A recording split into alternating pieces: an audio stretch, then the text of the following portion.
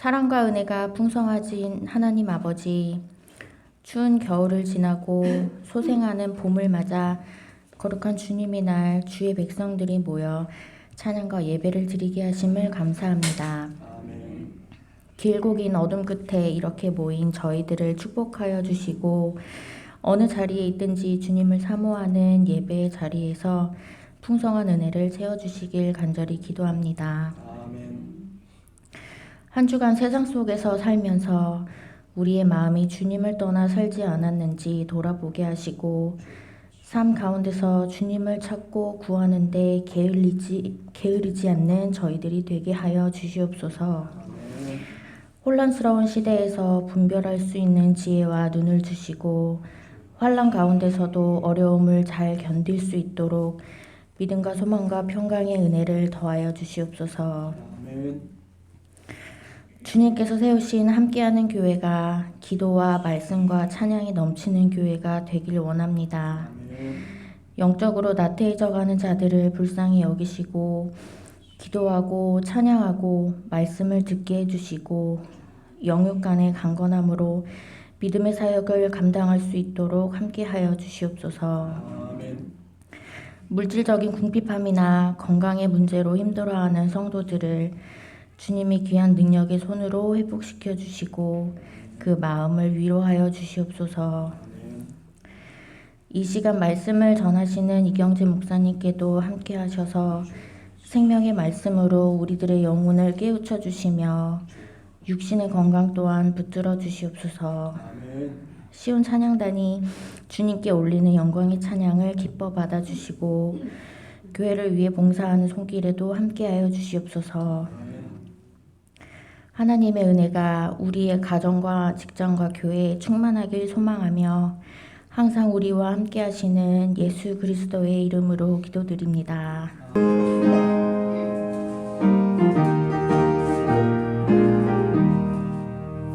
어두운 죄악길에서 목자 없는 양같이 모든 사람 길 찾아 헤맨다. 자비하신 하나님 독생자를 보내사 너를 지금 부르니 나오라. 이때라 주의 긍휼 받을 때가 이때라. 지금 주께 나와 겸손하게 아뢰라. 구원함을 얻으리 험한 십자가 위에 달려 돌아가신 주 다시 살아나셨네 기쁘다. 죄인 구원하실 때 어서 주께 나와 그 신은혜 구하라. 이때라 주의 긍휼 받을 때가 이때라. 지금 주께 나와 겸손하게 아뢰라. 구원함을 얻으리 주의 귀한 말씀에 영원 생명이 있나니 주님 너를 용서해 주신다. 주가 부르실 때에 힘과 정성 다하여 주의 은혜 받으라. 이때라 주의 긍휼 받을 때가 이때라. 지금 주께 나와 겸손하게 아뢰라. 구원함을 얻으리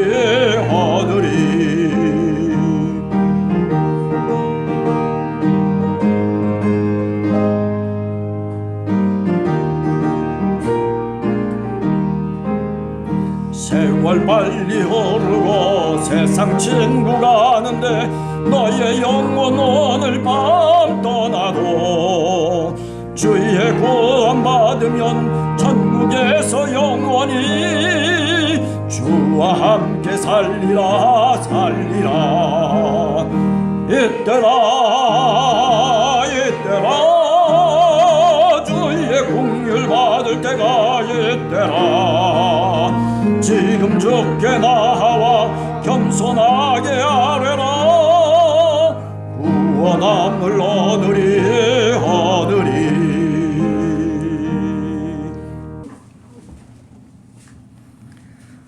봉독하겠습니다. 하나님 앞과 살아있는 자와 죽은 자를 심판하실 그리스도 예수 앞에서 그가 나타나실 것과 그의 나라를 두고 엄히 명하노니 너는 말씀을 전파하라. 때를 얻든지 못 얻든지 항상 힘쓰라. 범사에 오래 참음과 가르침으로 경책하며 경계하며 권하라. 때가 이르리니 사람이 바른 교훈을 받지 아니하며 귀가 가려워서 자기 사욕을 따를 스승을 많이 두고 또 그 길을 진리에서 돌이켜 허탄한 이야기를 따르리라. 그러나 너는 모든 일에 신중하여 고난을 받으며 전도자의 일을 하며 내 직무를 다하라. 아멘.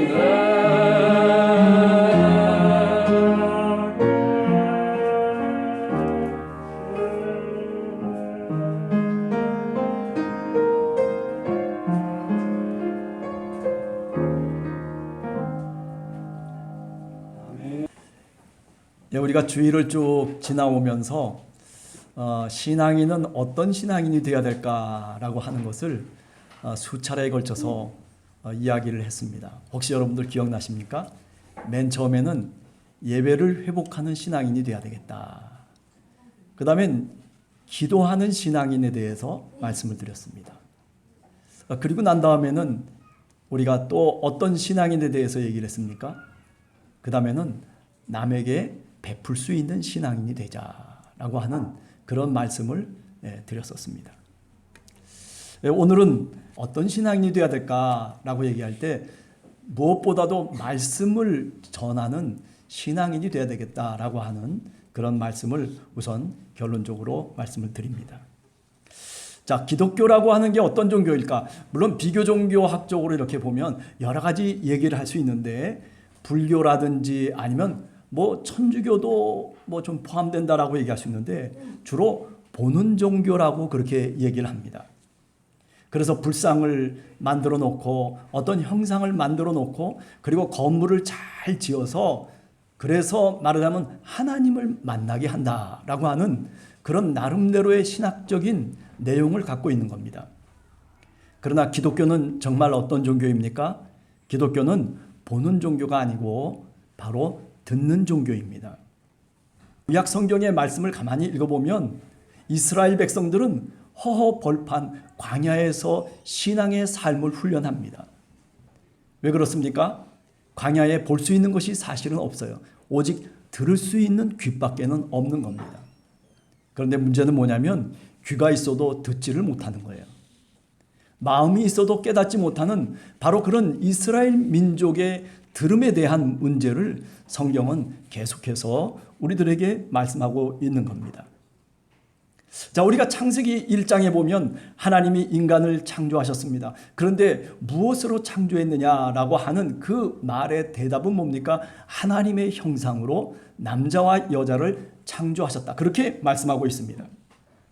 이 하나님의 형상이 무엇일까? 어떤 사람은 이성이라고도 얘기하고 어떤 사람은 종교심이라고도 얘기하고 어떤 사람은 이런저런 얘기들을 하고 있지만은 그러나 이 하나님의 형상이라고 하는 것은 제가 오늘 또 생각해 보면 바로 저는 언어라고 생각을 합니다.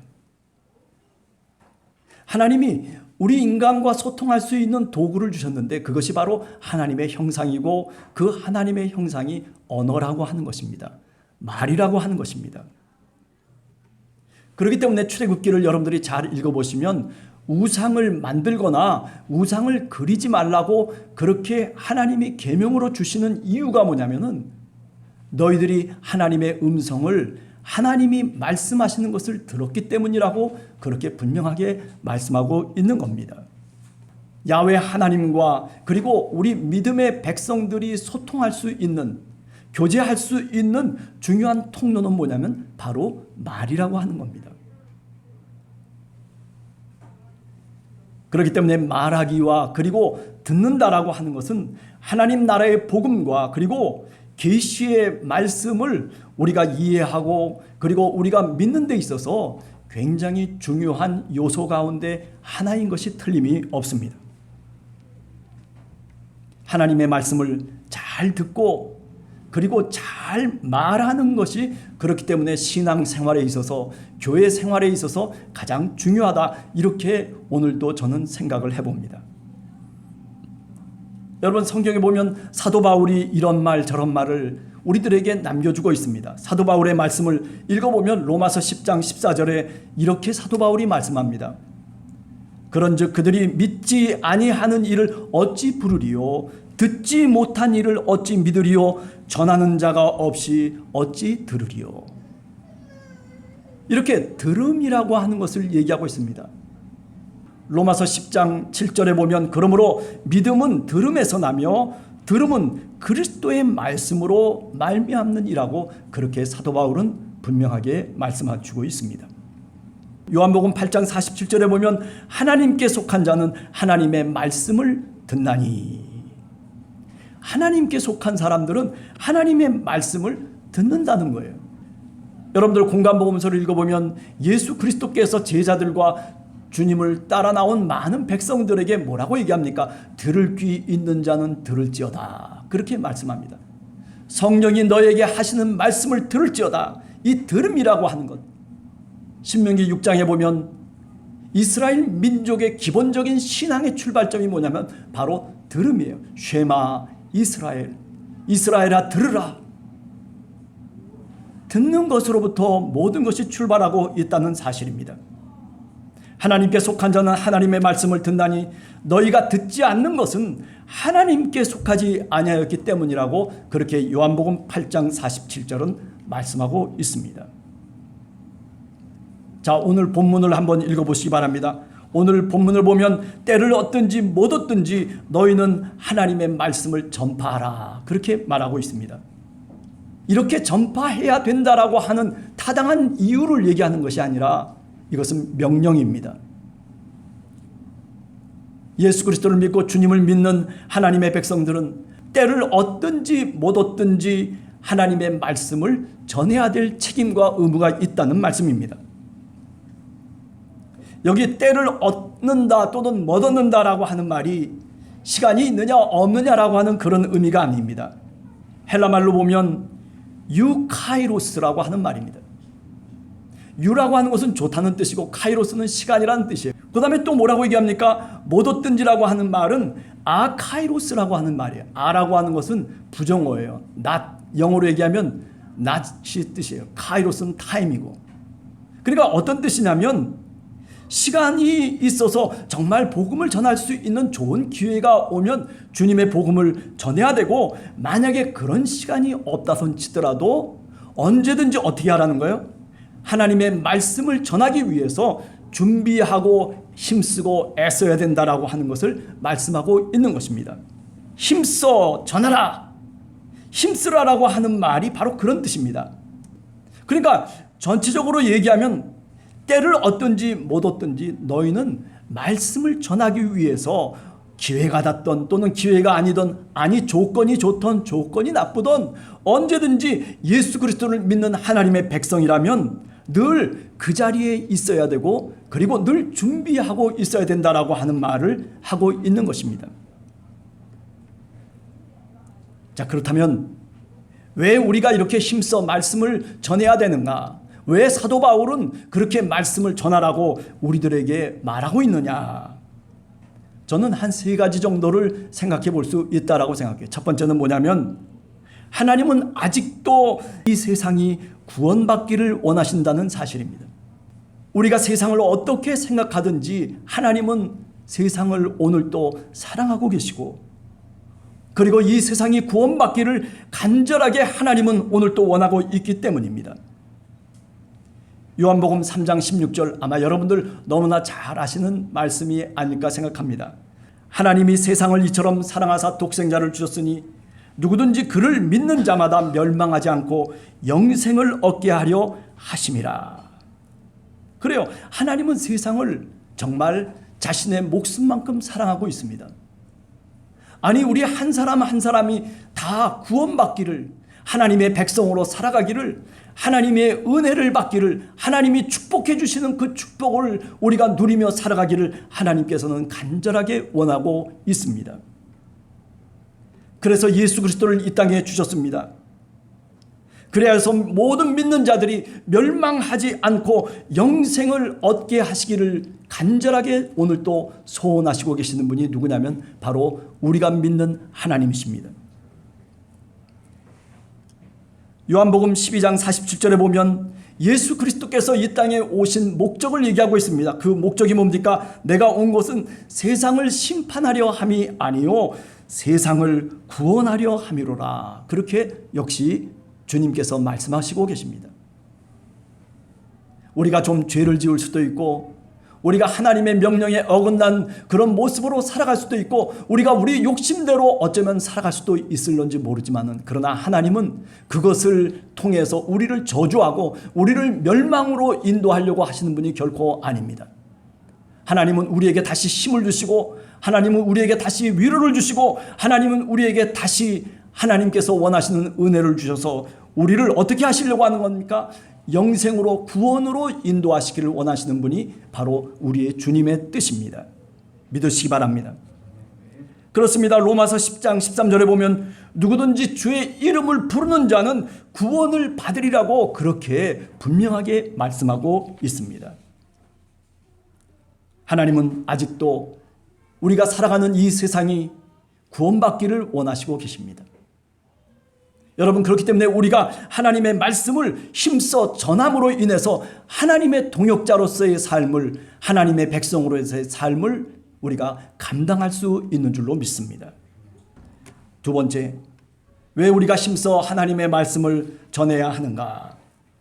세상엔 아직도 믿음과 소망과 사랑이 무너진 곳들이 너무나 많기 때문에 그렇습니다. 아니, 세상이 소망 속에 살아간다면 하나님의 말씀이 더 이상 무슨 필요가 있겠습니까? 아니, 세상이 믿음으로 살아간다면, 그리고 하나님의 놀라우신 은혜로 살아간다면 그렇다면 얼마나 좋겠습니까? 그런데 여러분들과 우리들의 삶의 주변 속에서 일어나는 사건들과 그리고 우리가 살아가는 삶의 자리는 어떻습니까? 그것과는 정반대의 이야기들이 너무나도 많습니다. 오늘도 전쟁의 아픔 속에서 수많은 사람들이 살아가고 있습니다. 오늘도 가난과 기근 속에서 탄식하면서 하루하루를 걱정하면서 살아가고 먹지 못해서 죽어가는 사람들이 오늘도 이 세계에 얼마나 있는지 우리는 잘 알고 있습니다.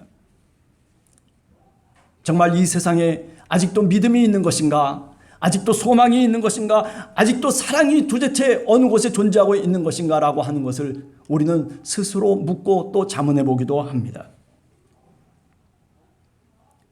그러나 여러분, 생각해 보시기 바랍니다. 무너진 것들을 다시 회복할 수 있는 영적인 무기는 다른 것이 아닙니다. 하나님의 말씀, 그리고 하나님을 향한 바른 신앙의 고백이 바로 그 무너진 것을 다시 회복할 수 있는 것입니다. 마태복음 16장 16절은 여러분들이 잘 아시는 베드로의 신앙 고백입니다. 주는 그리스도시요 살아계신 하나님의 아들이십니다. 우리가 만약에 그렇게 올바른 신앙 고백을 우리의 고백으로 받아들인다면, 그렇다면 우리는 하나님의 자녀로 살아가야 됩니다. 우리는 무너져 있는 소망을 다시 새로운 소망으로 만들어야 될 책임이 우리들에게 있습니다. 그 믿음의 자리 속에서 다시 무릎을 꿇고 주님 앞에 기도하며 그 무너진 믿음의 자리를 다시 회복시켜야 될 사명이 우리들에게 있는 겁니다. 마태복음 4장 1절 이하에 보면 예수님께서 시험을 마귀에게 받습니다. 예수 그리스도께서 그 마귀를 무너뜨리고 그리고 그 마귀에게 승리하신 그 근본적인 바탕은 뭐냐면 바로 하나님의 말씀입니다. 나는 하나님의 자녀라고 하는 그런 굳건한 믿음을 통해서 하나님의 말씀으로 그 마귀의 시험을 물리치고 맙니다. 우리는 예수 그리스도가 마귀의 시험과 유혹을 이겨나갔듯이 하나님의 말씀으로 우리가 역시 그 모든 것들을 이겨나가고 승리할 줄로 분명히 믿는 것입니다. 에베소서 6장 12절에 보면 우리의 싸움은 혈과 육에 대한 것이 아니라고 말하고 있습니다. 우리의 싸움은 다른 것이 아니라 어둠의 세상 주관자들과 그리고 하늘의 악한 영들에 대함이라고 그렇게 분명하게 말씀하고 있습니다. 무슨 세상에 보이는 것을 통해서만 싸워나가는 것처럼 그렇게 생각할지 모릅니다. 그러나 오늘 에베소서 6장을 통해서 보면 영적 전쟁을 우리들에게 얘기하고 있습니다. 이 세계 속에는 어둠의 세상의 주관자들이 있다는 것입니다. 아니, 러시아와 우크라이나가 서로 싸움을 하고 푸틴과 젤렌스키가 서로 싸움을 하고 그리고 거기에 다시 미국이 달라붙고 그리고 나토가 달라붙고 이 모든 현상 속에 보면 세상의 주관자들이 있다는 것입니다. 사도 바울은 그것을 어둠의 주관자들이라고 그렇게 얘기합니다. 사람의 생명은 전쟁보다도 사람의 생명은 어떤 명분보다도 중요한 것입니다. 세상엔 아직도 믿음과 소망과 사랑이 무너진 것이 너무나 많습니다.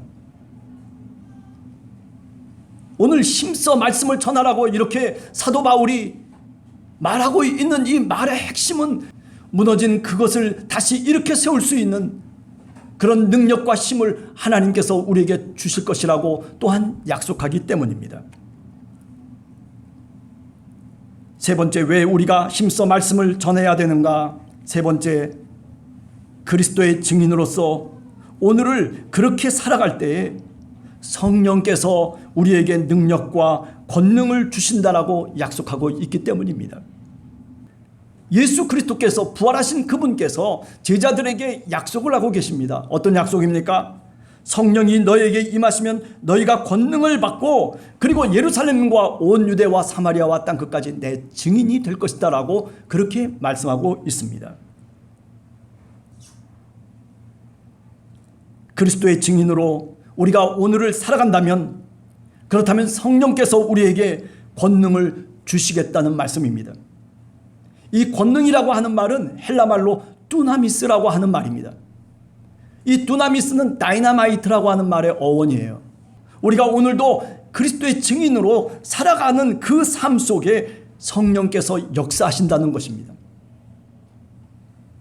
성령을 받아야만 우리가 증인으로 살아가는 것이 아니라 오히려 증인으로서의 삶을 살려고 내가 결심하고 그리고 내 발을 옮겨놓기 시작하면 성령께서 이런 권능 두나미스를 우리들에게 허락해 주시는 것입니다.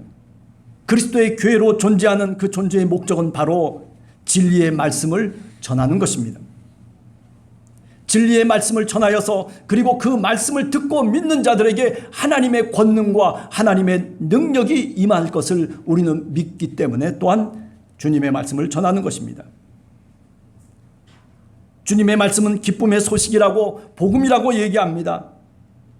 이 기쁜 소식은 다른 것이 아니라 십자가와 그리고 부활의 소식입니다. 이 십자가와 부활의 소식은 소망과 믿음을 만들어내고 창조해냅니다.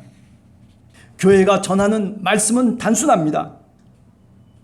부활과 승리의 삶을 우리 모두가 소유하고 하나님이 주시는 그 샬롬의 평안을 살아가라고 그렇게 우리들에게 이야기하고 있는 것입니다. 성령의 권능을 받으라고 말하고 있습니다. 종말론적인 삶을 살라고 얘기하고 있습니다. 성령의 권능을 받아서 계속해서 주님의 말씀을 전해야 될 것을 우리들에게 오늘 또 말하고 있는 것입니다. 디모데전서 2장 4절을 보면 하나님은 모든 사람이 구원을 받으며 진리를 아는 데에 이르기를 원하시느니라고 그렇게 말씀합니다. 하나님은 모든 사람이 구원받기를 원하십니다. 그래요, 무식한 사람 또는 똑똑한 사람 또는 병든 사람 그리고 건강한 사람, 아니 남녀노소 할 것 없이 하나님은 차별이 없으신 분이십니다.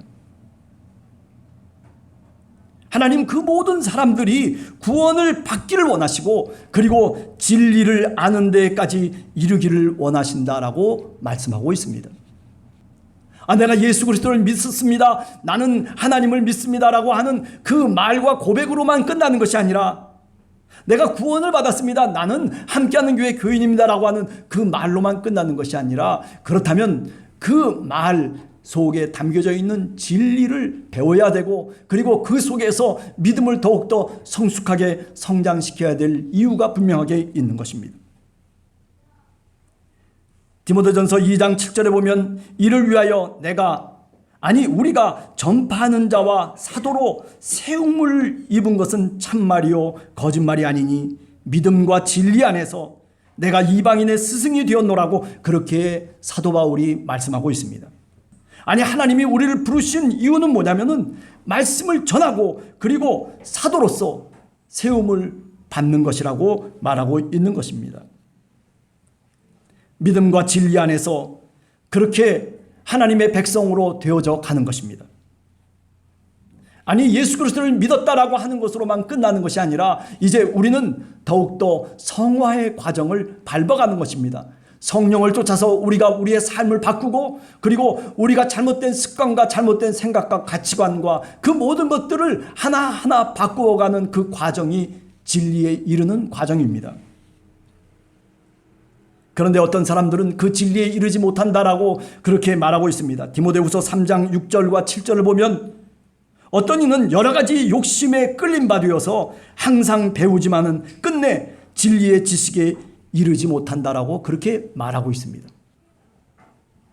왜 나는 아직도 신앙이 지금 이 자리에 머물고 있는 것일까?